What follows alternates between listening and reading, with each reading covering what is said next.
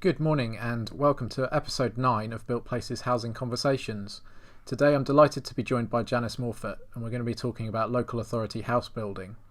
So Janice, thank you for joining me this morning, and if you look at the government statistics published by MHCLG, you'll think that local authority house building is a fraction of what it was, with around 2,000 homes completed a year. But your research has found that the story's not is slightly different to that. Yeah, what we've been doing in 2019, we actually started to look at the range of all local authority house, not just house building, but how they're providing housing, sort of slightly wider, because they are taking on building themselves, but also purchasing completed blocks and taking other action, buying secondary properties as well, street properties. But what we looked at is it's very difficult to get the figures, and the figures that you see from the government tend to be those schemes that are coming through the housing revenue account. So they're the ones that go through to right to buy, and councils have been very reluctant to pursue schemes of that kind. But what we've looked at are what councils are doing outside that, and what we've found is that, for example, in January, February 2019, 78% of councils had housing or property companies that were undertaking a range of activities. And also of those that didn't have a company, 23% were exploring actively doing that. And although you think, well, that may be a loss of activity, but no delivery, we can't see the big difference as yet, in that activity. I think it's just important to say that from starting a company to getting on site takes a couple of years. So, if we hadn't had COVID, we'd sort of start to see next year, the year after, the developments, I think, on site. And I think that also for some councils, they're starting with quite small schemes. They may not have done this for a long time. So they're quite cautious. They're all getting into it in a different way. But often when they start with one thing, then they move on to something else. So just to give an example of, say, Bournemouth started buying street properties for the homeless, and built up a sort of portfolio of that kind of property, which many councils do anyway, not very publicly, but do. But then they decided to think, well, we've got all these car parking sites. Why don't we think about developing those? So they set up a company with different partners on different sites and for different types of development. They now have over 20 car park sites in development, and some are completed. One actually won an award last year for its design. So you sort of see one step, and then that step leads to another step, I think I would say. So how you had some estimates of how much activity they were actually involved in? Yes, I think this time last year, approximately, we thought there was about 13,000 based on on our direct survey. But we're also aware that that was a kind of that number was building up, so it wasn't just kind of a static number. And if you look at the stats that you see from say Inside Housing, then over the next 3-4 years, quite a large number of councils have building projects already, both from the HRA and from their own companies or other JV relationships. Quite a lot of companies, quite a lot of councils have got more than 2,000 in build, and a substantial number, got for over 500, which is from a very low base, as you mentioned, is a big pickup. The other thing we found, though, is also in our second study in 2019, that a large number of councils are now employing development surveyors, and this was a big change compared with 2017.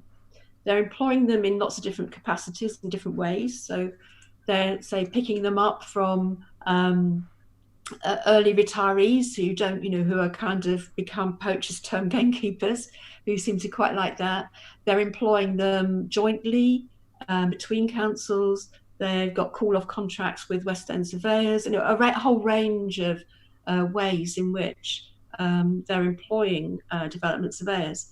but they're often funding them partly from looking at negotiating or reviewing viability for the local plans and particular negotiations on particular applications, and then actually also setting up their own development companies and working, with partners to deliver.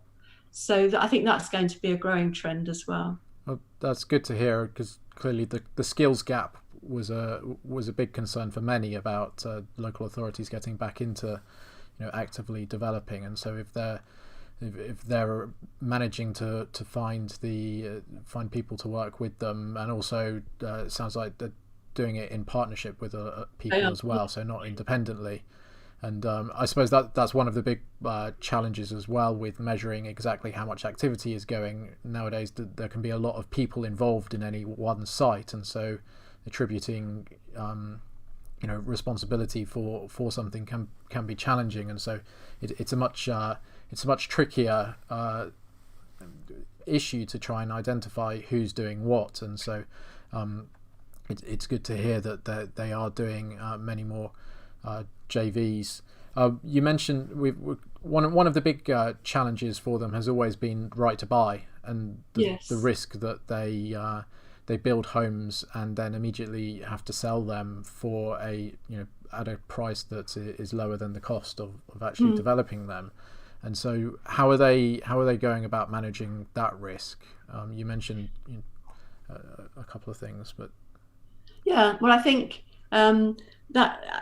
when the government announced that councils could the debt cap came off the housing revenue account, I think the government did think at the time that was going to be a major contribution to providing new homes. And although some councils have gone back to opening their HRAs, I mean, Bradford was forced to, Liverpool, I think Peterborough have said they're going to reopen, a few councils. It hasn't really had the massive surge that the government expected. And then more recently, Bromley has said they're going to reopen, but they're going to do it for temporary accommodation and homelessness purposes. Again, quite specific. For other councils, I think they are not against building on the HRA, but the right to buy is such a big turn-off and they've discovered now they have all these other means which actually don't include right to buy. So if you fund a housing development on your general fund, outside the housing revenue account, which, I mean, the housing revenue account is not an accounting tool, it's a political tool, which just guarantees that money is kept safe inside the accounts. It's not recognised in accounting practice. But if you build using your general fund, and maybe raise some money from Public Works Loans Board or from the market, because obviously councils have good covenant, then if you build in a company and you can still keep those properties, they're not subject to right to buy. And although if you want to build properties with social rent, and a lot of councils do, just because of local need besides anything else and no one else is providing, if you can cross-subsidise within developments, you can provide dwellings at social rent. You can't have the same guaranteed tenure that you would have on housing revenue account. But if you look at councils like Barking and Dagenham and Be First, what they do is they give their tenants 5-year rolling tenancies, which is what you'd get probably in many housing associations as well. So there's an assumption that the tenant will remain. There's no kind of assumption that the tenancy will come to an end. So they can't give that a long-term guarantee of tenancy, but on the other hand, they're doing as much as they can to say you pay your rent and be, decent tenant. We're not going to come after you to replace you. So what else have we seen? Obviously, we've seen JVs, and you can think of, say, a council like Slough. Now, Slough have got a huge JV with Morgan Sindall, and that's providing, the town centre development, it's doing leisure and schools as well as some housing. But that council also has 2 other housing companies to do different things, different types of housing. And then it also has a housing revenue account. So what you're getting is some councils, Gateshead, for example, has an umbrella company and does all the things it wants to do for housing within it. But others, I think Hounslow's got 8 or 9 companies. One of the Cambridgeshire authorities has got a number, and they have some for housing which they're generating revenue to run their services, some to actually meet housing need. They have housing maintenance companies. Southwark is just thinking about opening up a housing construction company.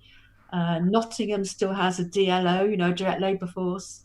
So you've got this whole myriad, I think, of things going on, and each council's taking the approach that meets their local circumstances and how that council feels comfortable in operating. So not all want to do it the same way. Yeah, so they're complementing what's happening in the private sector and also filling in gaps that are missing. Yeah. And so in our previous discussion, you mentioned a couple of places where the private sector, with its focus on particular development delivered through Help to Buy, means that some areas are actually missing out on housing, and so local authorities are stepping in to build in those places.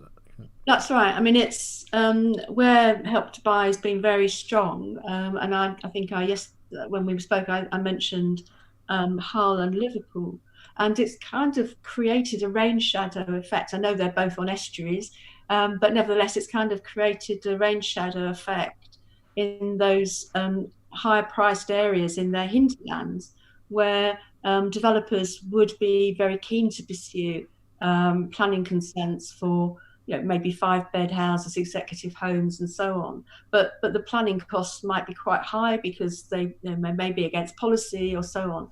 And in the past, they were willing to do that. Now, because Help to Buy creates a more secure income, they're actually not pursuing housing elsewhere.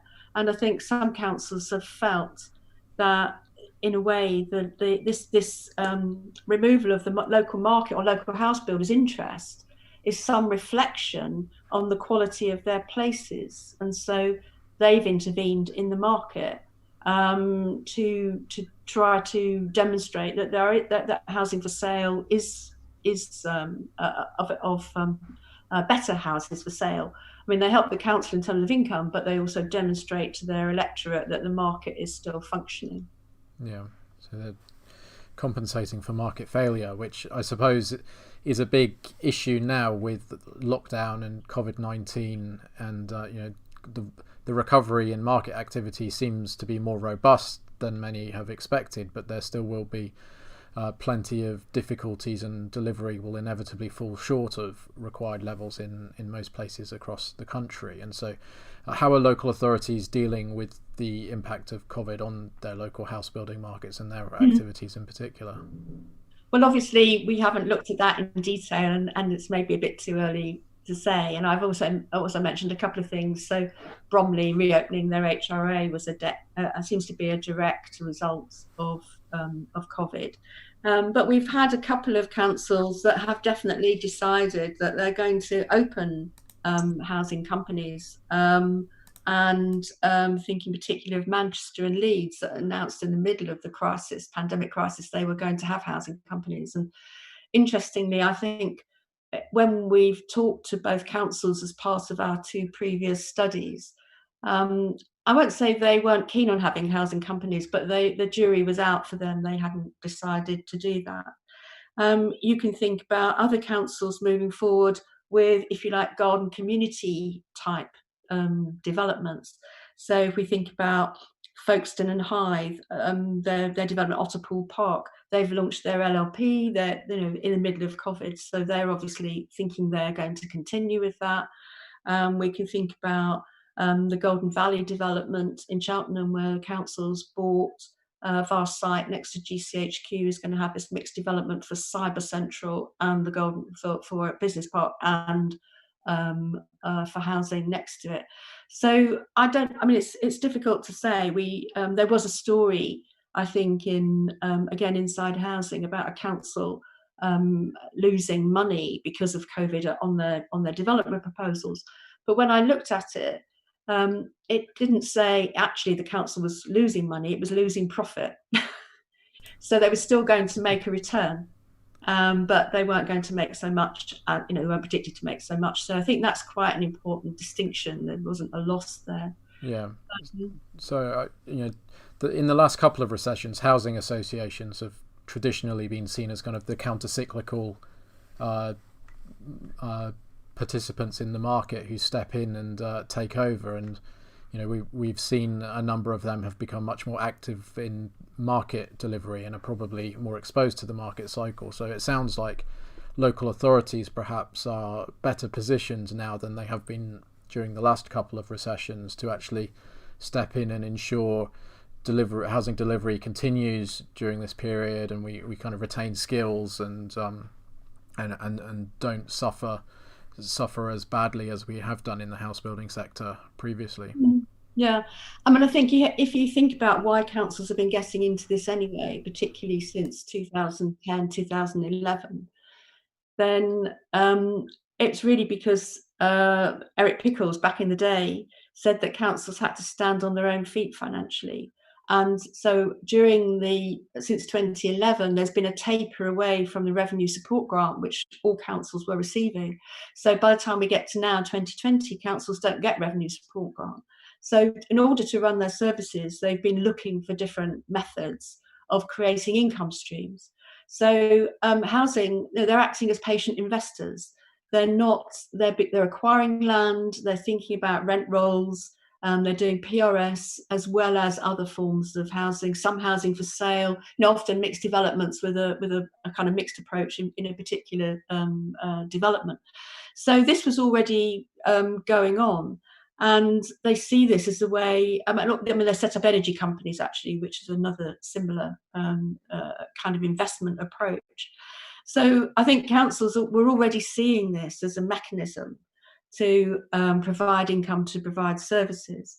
And certainly, I know I went to see a new block in Westminster, which Westminster City Council have just completed near Paddington, and the income stream from that was in the low millions each year. Now, that's possibly not a lot in a budget the size of Westminster City Council, but on the other hand, it's a few million is worth having to many councils when the government's been removing their funding, and it's guaranteed. If you're in control of it, and it's guaranteed. So councils were selling land. We found very few councils now selling land, and also the housing associations often expected to get land free from councils in return for nomination rights. And some of that is still happening. But because housing associations have kind of changed their perspective, as you've said, many of them now won't take on Section 106 agreements, they won't take on land or properties. And we found quite a lot of councils have got into housing provision directly because they've had to take on the 106 obligations that no one else would take on. So they suddenly found themselves with providing housing without intending to, and then that's made them think again of other ways of doing it. So if we looked at the three reasons why councils have been doing this, the first one was about an income stream, thinking about dealing with homelessness, the cost of homelessness. I mean, not just the financial costs, but social costs. I'm thinking because the electorate expected it of them. That was the first big set of reasons. The second set were around council leaders and councils getting very hacked off with the developers, renegotiations, slow starts on site. Councillors have to sort of promote this housing, if you like, into their local communities because of the planning system.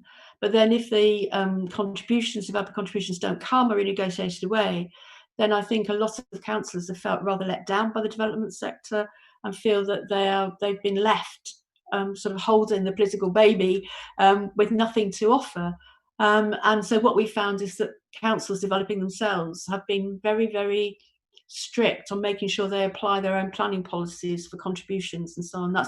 They feel they're held to account more, and they're stepping up to the plate on that. The third set of reasons was a sort of myriad of things like housing quality, and that's jumped up the list from between 17 and 19. Concern about, one council told us that their housing colleagues were going to buy off the peg developer housing for homelessness, and then found that the room sizes were so small that actually they wouldn't put homeless families in them. They didn't think that they could cope with the room sizes. And that gave them a wake-up call and encouraged them to start thinking about building again. So it's quality, helping small local builders, thinking about, Stockport has a whole building team of ex-offenders, and they're doing skills and apprenticeships. So there's a sort of a range of groups of reasons, and councils pull a thread on one of these, as it suits their particular way of working and the problems as they see them, I think. That's fascinating.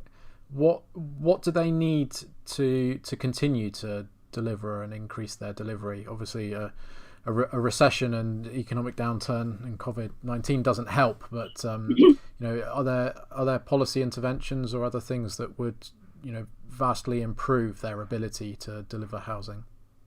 Well, I think what I've heard very recently is that many councils are being approached by both private sector land dealers and by housing developers, and with propositions for the council to take on their schemes and to buy them. And I think in previous recessions, both councils, I mean, this is back in the day, so it's not in this last decade, but there have in previous recessions been schemes provided by government for both housing associations and councils to buy up these projects. And I think very immediately they would welcome the opportunity of some additional funding or kind of green light that was a good thing to do. I mean, the money's not a problem at the moment, although later on, if the interest rates go up, that becomes an issue perhaps. But in the short term, there isn't particularly a problem. So I think they'd be up for that. And some councils had already started doing that anyway. So when one council reported that they had 4 separate private organisations approach them in a week with different projects to take on. So I think that would be the good thing. The second thing obviously would be like Wales and Scotland getting rid of right to buy, and that would see a big zoom in councils. About 50% of councils, 48% of councils have still got housing revenue accounts, and many of them would prefer to develop that way because they recognise the benefits of social rent and so on, but they won't do it. So I think some people in housing would suggest a moratorium of schemes built for a particular period having no right to buy associated with them. That might help. And in terms of skills, I think, as I've said, councils have already started to pick up private sector skills. And also there are some colleagues in housing associations that haven't particularly liked the more private sector turn and feel their skills are really more in the public sector end of development. And they've been moving over to local authorities as well. So I think that it doesn't necessarily, I think those two things would help. A green light and giving us particular funding to take on schemes, get really right to buy. And I think just a general a kind of feeling from government that this was a good thing to do, and to pick up Sir John Marmot's point that councils are part of the solution and not part of the problem, which is often what you see from, and as we may well see from, planning reform proposals. Yes, and it's easy to look back at history and see that if you are serious about delivering a large number of homes, councils play an important part of that, along with a wide spectrum of many different people delivering many different types of homes. So they should be an essential part of that. Janice, thank you. That's been absolutely fascinating, and thank you for joining me this morning. And, welcome. Thank you for having me. Thank you to everyone for watching.